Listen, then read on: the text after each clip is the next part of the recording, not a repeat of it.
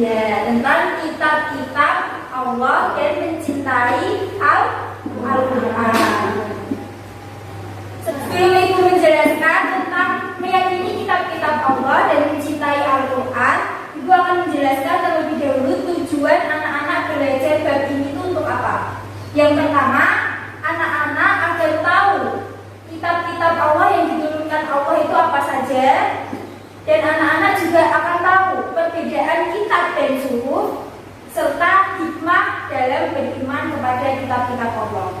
Sudah siap kita belajar hari ini? Ya, Bu. Oke, kita mulai ya.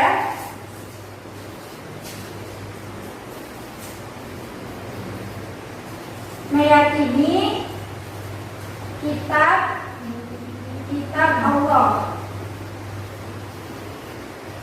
dan mencintai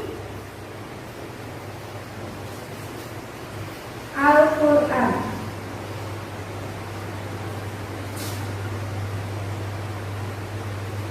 Nanti jangan lupa rangkuman ditulis ya, dan apa yang Ibu sampaikan nanti dicatat yang penting-penting saja, tidak semuanya. Karena nanti pada akhir pembelajaran kita akan mengadakan kuis, dan siapa yang mendapat jawaban yang benar nanti akan dapat hadiah dari Ibu. Ya, Bu. Siap ya? Untuk yang pertama, meyakini kitab-kitab Allah. Sekarang Ibu mau tanya, kalian sudah belajar mengaji di TPI dan sudah lulus kelas 6 SD ya? Sekarang kalian kelas berapa?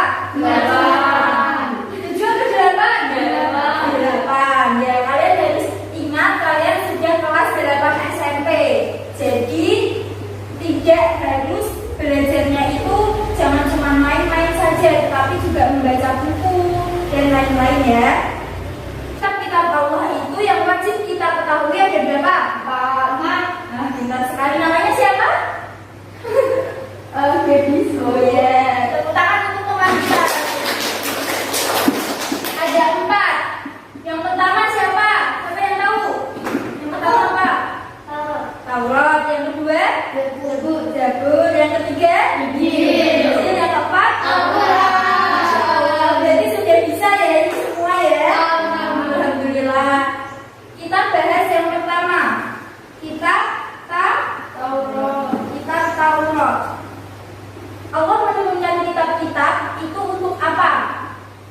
Untuk menjadi pedoman umatnya. Masya Allah, menjadi pedoman umatnya. Ya, Allah menurunkan kitab di dunia untuk menjadi pedoman, petunjuk umat manusia. Oke, yang pertama kitab Taurat. Kitab Taurat itu diturunkan untuk Nabi Musa alaihi salam. Nah, kitab Taurat itu menggunakan bahasa, ditulis dengan menggunakan bahasa Ibrani. Dan kitab Taurat itu turun pada tanggal, siapa yang tahu? Belum baca ini ya, tadi malam belum belajar ya? Belum. Kitab Taurat itu turun pada tanggal 12 sebelum Masehi. Nah, di dalam kitab Taurat itu berisikan tentang hukum dan syariat. Kenapa bisa berisikan tentang hukum dan syariat, Bu? Karena kitab Taurat itu diberikan untuk kaum Bani Israel. Nah, di situ isinya itu ya salah satunya anjuran mengesahkan Allah, anjuran berbuat kebaikan, menghormati orang tua, tidak menyebut nama Allah dengan sia-sia, dilarang mencuri, berzina, dan membunuh. Dan salah satu isi dari kitab Taurat itu mensucikan hari Sabtu. Di situ sudah dijelaskan. Sudah paham dengan kitab Taurat? Ada yang ditanyakan di kitab Taurat? Belum ada. Kita lanjut ya. Yang kedua di kitab Zabur. Kitab Zabur itu diwahyukan kepada Nabi Daud.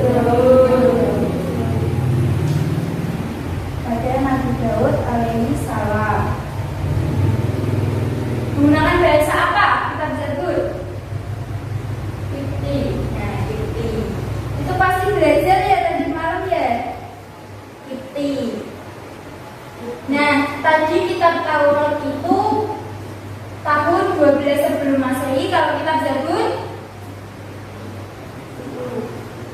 10 apa 11? 10.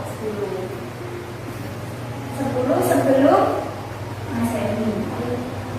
Nah, di keterangan kitab Zabur itu tidak banyak berisikan tentang belum ada yang menjelaskan secara detail isi dari kitab Zabur, tetapi pada dasarnya setiap Allah menurunkan kitab-kitab di muka bumi dan diwahyukan kepada Nabi itu pasti berisikan ajaran-ajaran yang baik, yang bersifat mengisahkan Allah.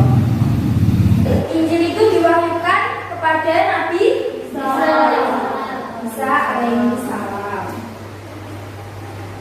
menggunakan bahasa apa? Suryani. Bahasa Suryani.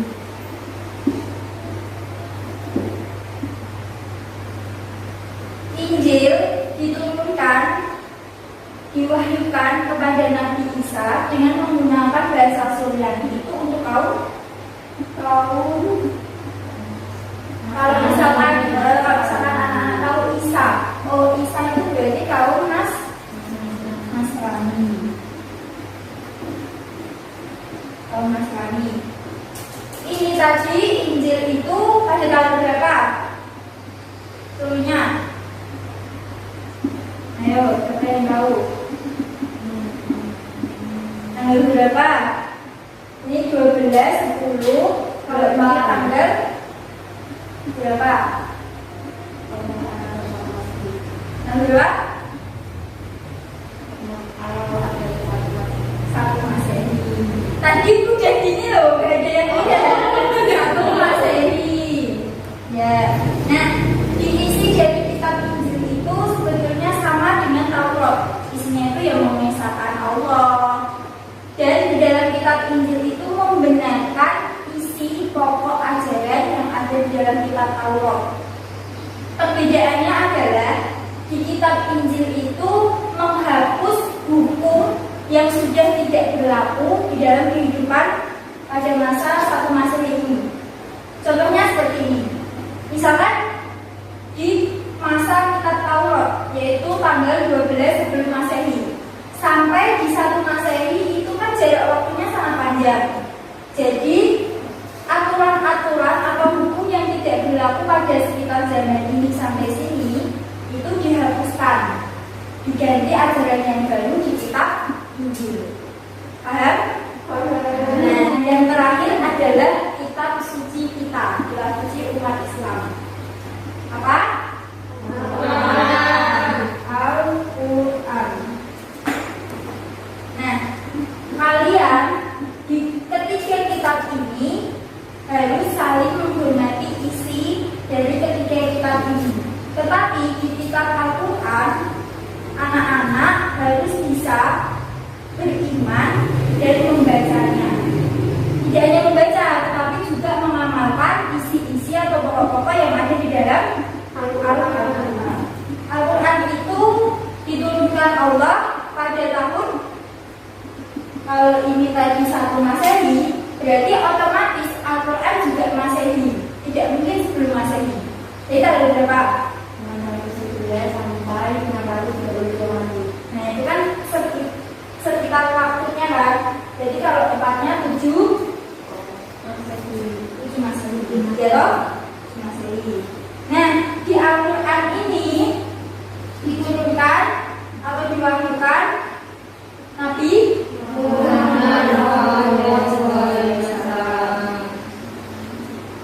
menggunakan bahasa apa?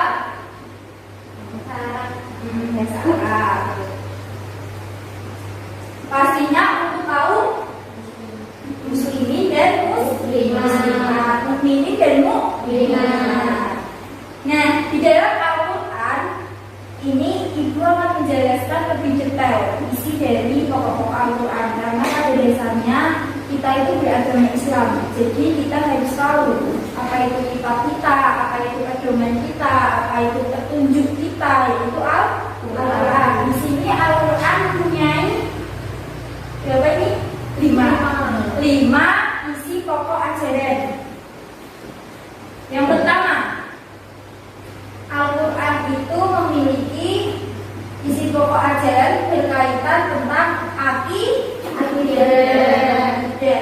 Akidah itu apa? Siapa yang tahu? Kalau di TPI pasti sudah dijelaskan sama ustazahnya tentang akidah. Akidah itu apa? Dari yang berkaitan dengan Apa?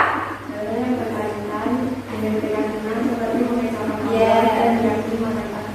Akidah itu masuknya ke dalam keyakinan.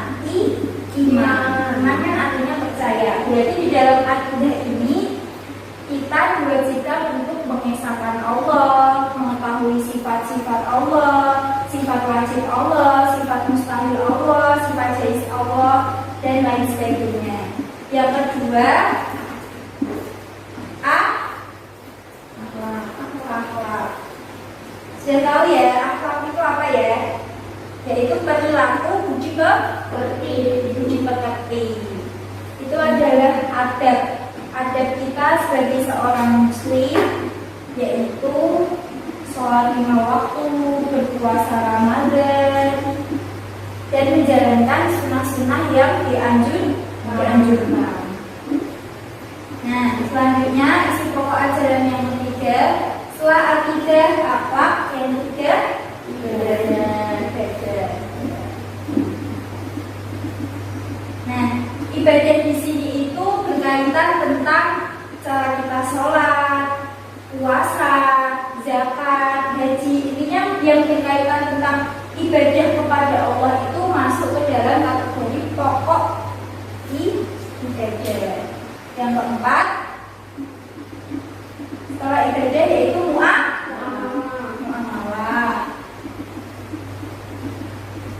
Nah, Ibu menjelaskannya kecepatan deh. Kalau muamalah itu nanti anak-anak semua pasti akan tahu. Kalau semisal SMK ataupun kuliah pasti tahu hukum muamalah itu apa, pengertian muamalah itu apa. Ini sebagai informasi aja ya, biar anak-anak semua tahu. Muamalah itu berkaitan tentang interaksi kepada manusia dengan manusia yang lainnya. Contohnya seperti apa? Perdagangan, bisnis, jual beli itu masuk ke dalam muamalah. Ekonomi syariah, perbankan, koperasi, dan lain-lain itu masuk ke dalam kategori muamalah. Selanjutnya yang terakhir apa? Taat, yaitu sejajar. Kenapa di dalam Al-Quran itu isi pokoknya yang kelima ada sejarah? Karena kita sebagai umat Islam juga harus tahu cerita zaman dahulu Nabi itu seperti apa, lalu uswatun hasanahnya Nabi itu seperti apa, suri tauladan yang baik Nabi itu seperti apa, lalu ada Nabi Ulul Azmi itu seperti apa. Jadi kita tahu sejarahnya. Makanya di dalam Al-Quran ada isi pokok yang berkaitan tentang sejarah. Itu. Ini adalah isi pokok dari Al-Quran. Kalau semisal kita membahas tentang Al-Quran, pasti tidak lepas dengan yang namanya Nabi Muhammad, ya kan? Nabi Muhammad seperti yang anak-anak tahu itu adalah Nabi akhir zaman, penutup para nabi. Dan di kitab Al-Quran ini, kenapa Al-Quran itu paling terakhir? Siapa yang tahu jawabannya? Sebagai penyempurna. Ya, sebagai penyempurna dari kitab-kitab terdahulu ya. Ini isinya sudah ada, sudah lengkap dari kitab Taurat dan Injil. Tapi di Al-Quran dilengkapkan lagi dari ketiga kitab ini. Di Al-Quran juga dijelaskan ada kitab Taurat, kitab Zabur, kitab Injil, dijelaskan di dalam Al-Quran. Nah, sekarang ibu mau tanya, surat yang pertama kali diturunkan Allah, diwahyukan kepada Nabi Muhammad, pertama kali turun itu ayat atau surat apa? Al-Alaq ayat 1 sampai Gimana? Gimana? Ribuan juga. Ya. Ini udah hafal semua ya. Al-Alaq ayat 1 sampai 5. Kita baca bersama-sama bisa? Tulisnya nanti dulu. Kita baca bersama-sama. Bismillahirrahmanirrahim. Iqra bismi rabbikal ladzi khalaq. Khalaqal insana min 'alaq. Iqra wa rabbukal akram. Alladzi 'allama bil qalam. 'Allamal insana ma lam ya'lam. Itu ayat 1 sampai 5 adalah wahyu pertama yang didapat oleh Nabi Muhammad. Seperti yang kita tahu di ayat pertama, Iqra bismi rabbikal ladzi khalaq, yaitu bacalah dengan menyebut nama Tuhanmu yang menciptakan. Nah, di situ hikmahnya adalah kita di dunia itu ya pertama kali itu adalah membaca. Kita dianjurkan untuk memperbanyak wawasan kita dengan Iqra, dengan membaca. Kita belajar ngaji pertama kali kan tidak langsung ke Al-Quran, pasti ke Iqra dulu. Kita tahu A itu seperti apa, B itu seperti apa. Kalau ustadzahnya anak-anak semua itu pasti menjelaskan A itu seperti tongkat yang ada strap atasnya. B itu seperti mangkok yang di bawahnya ada mata satu. T itu seperti mangkok yang di tengah ada mata dua, dan seterusnya. Sampailah ke anak-anak semua bisa membaca juz amal, bisa membaca Al-Quran dan sebagainya. Syukur. Di 4 kitab ini siapa yang mau bertanya? Mungkin ada yang belum jelas di pembahasan 4 kitab ini? Belum. Mana yang belum? Belum ada yang mau ditanyakan. Nah, untuk mengingatnya kita bernyanyi bersama-sama ya. Yang udah dibukasikan coba dibuka. Kita baca, kita nyanyikan bersama-sama. 1, 2, 3. Kitab Allah ada 4. Pertama kitab Taurat, diwahyukan kepada Nabi Musa dengan bahasa Ibrani. Kedua kitab Zabur, diwahyukan kepada Nabi Daud dengan bahasa Kipti untuk Bani Israel. Yang ketiga kitab Injil, diwahyukan kepada Nabi Isa dengan bahasa Suryani untuk kaum Nasrani. Terakhir kitab Al-Quran diwahyukan kepada Nabi Muhammad dengan bahasa Arab, pembenar kitab sebelumnya. Itu nanti diingat-ingat ya, bisa buat nanti kalau misalkan ada UTS atau UAS berkaitan tentang kitab-kitab Allah, kalian bisa nyanyi terlebih dahulu tuh. Misalkan kitab Taurat, Nabi siapa ya Musa, lalu dijelaskan yang pertama kitab Taurat. Nah, itu kan bisa membantu anak-anak semua buat mengerjakan ulangan atau UTS. Nah, di kitab ini sudah tidak ada yang ditanyakan kan? Selanjutnya kita kedua yaitu mencintai Al-Quran. Sebelumnya masih satu bab, tapi ini ada 2 kategori, meyakini kitab Allah dan mencintai Al-Quran. Oke, di bab mencintai Al-Quran, sekarang mau tanya dulu, bukti anak-anak semua mencintai Al-Quran itu seperti apa? Ngaji Al-Quran. Ya, membaca Al-Quran sama dengan mengaji. Lalu apa lagi setelah selain itu? Mengamalkan isinya. Masya Allah, mengamalkan isi yang ada di dalam Al-Quran. Nah, di sini mau menjelaskan mencintai Al-Quran. Kenapa kita harus mencintai Al-Quran? Karena kalau kita tengok sejarah Al-Quran itu diturunkan bukan hanya dalam satu waktu, bukan hanya langsung turun kepada Nabi Muhammad satu buku, itu tidak seperti itu. Tetapi Al-Quran itu diturunkan secara berangsur-angsur. Siapa yang masih ingat, Al-Quran itu diturunkan secara berangsur-angsurnya itu berapa? 21. Terus yang keras 22 tahun, 2 bulan, 22 hari. Ya, benar. kita tapi nggak yakin ini. Siapa tadi namanya? Gadis ya. Ya, ini nggak yakin. Tapi padahal jawabannya itu benar. Yaitu 22 tahun, 2 bulan, 22 hari. Kurang lebih Al-Quran diturunkan dan diwahyukan kepada Nabi Muhammad itu selama kurang lebih 23 tahun. Bayangkan, misal anak-anak lahir pada zaman Nabi, umur anak-anak masih kelas 8 ini berarti umurnya berapa? Masih 13 tahun. 23 tahun yang akan datang umurnya berapa? 36, hampir 40. Tapi Al-Quran baru jadi. Nah, belajarnya lewat apa? Pada zaman dahulu belajarnya lewat apa? Siapa yang tahu? Belajarnya itu lewat suhuf. Di sini ada 2 perbedaan, kitab dan suhuf.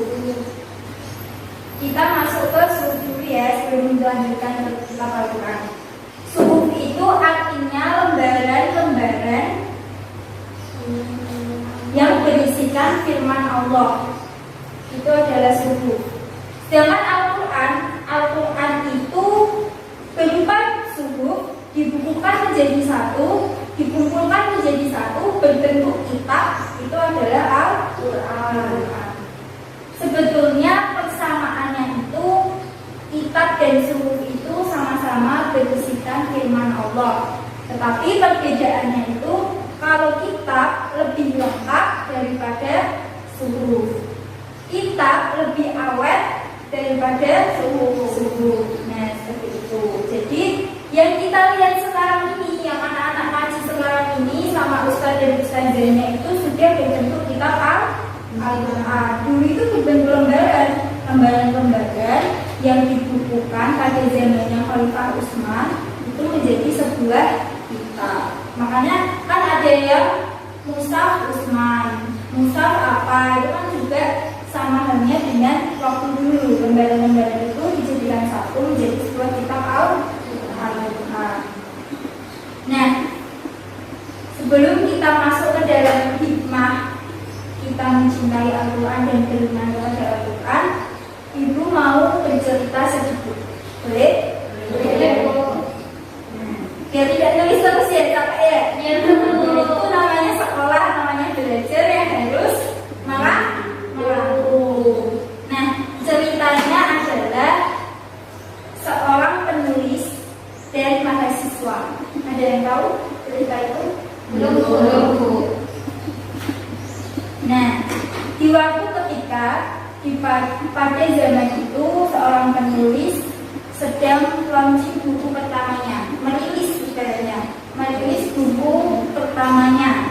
Itu pasti jadi banyak orang kan, dari mulai semua kalangan, dari mulai remaja, mahasiswa, orang tua, anak-anak pasti datang di acara tersebut. Tapi pada waktu itu seorang penulis itu bilang kepada semua yang datang pada waktu itu, beliau mengatakan bahwa kenapa sih orang Muslim itu marah, tidak terima jika Al-Quran itu dibakar. Padahal Al-Quran itu hanya lembaran kertas yang dituliskan tinta. Itu kalau misal anak-anak posisinya di waktu itu yang dirasa anak-anak apa? Marah kan? Emosi kan? Kita menggunakan kitab Al-Quran.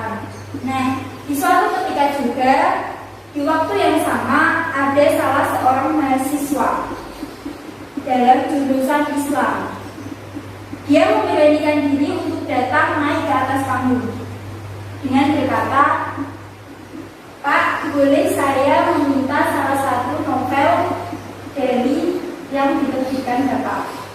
Lalu secara antusias penulis itu pasti bilang, "Oke, tentu saja boleh. Ini ada satu novel yang isinya saya suka, yang saya menulisnya dengan hati, dengan banyak pengorbanan dan lain sebagainya, itu diberikan kepada mahasiswa tadi." Nah, di sini anak-anak semua bisa menebak ya apa yang dilakukan mahasiswa pada novel itu. Membakar novel. Tidak, kurang tepat. Dibaca. Ini positif sekali ya. Nanti gak ada hikmahnya dong. Ya, disobek. Novel itu disobek. Kenapa disobek? Kalau mahasiswa berpikir dibakar, itu kan sama saja dia juga tidak menghargai penulis itu. Tapi kalau semisal disobek, sobekan itu kan bisa diperbaiki kembali meskipun tidak sempurna. Lalu si mahasiswa itu menyobek-nyobek kertas novel yang ada di dalam tangannya. Lalu penulis itu marah. "Kenapa Anda menyobek hasil karya saya? Anda ingin memancing emosi saya." Si penulis itu bilang seperti itu. Lalu siapa yang tahu mahasiswa menjawab apa? Ada yang tahu? Mahasiswa itu menjawab seperti ini. Dikembalikan lagi, bukankah novel itu hanya sebuah lembaran yang bertuliskan tinta? Bukannya isi dari novel itu sudah ada di dalam diri dan pikiran Bapak, karena Bapak yang menulisnya. Nah, cerita itu dikembalikan lagi. Setelah itu penulis itu sadar bahwa bukan wujud bentuk isi dari lembaran, tetapi apa? Ya, tapi makna isi yang ada di dalam kandungan sebuah karya itulah yang harus kita hargai. Nah, dari situ si penulis itu meminta maaf kepada semua orang yang ada yang hadir pada acara tersebut, dan seketika semua berdiri dan tepuk tangan untuk mahasiswa tersebut. Nah, dan itu adalah sikap yang perlu kita contoh. Kita tidak boleh takut jika itu merupakan suatu hal yang benar, tapi kita juga tidak boleh mengesampingkan menghormati orang lain. Kita boleh emosi, boleh marah, boleh apapun itu, tapi kita juga harus ingat, kita harus tetap menghormati orang lain. Gimana caranya kita bisa menyadarkan orang lain tanpa harus menjatuhkan harga diri mereka? Seperti itu. Sudah paham ya? Jadi hikmahnya kita membaca Al-Quran itu bisa untuk asyifa, sebagai obat penenang. Misalkan nih anak-anak lagi galau atau lagi bahasa zaman sekarangnya bucin, ya, atau apalah itu berkaitan tentang perasaan, tentang cinta atau tentang persahabatan.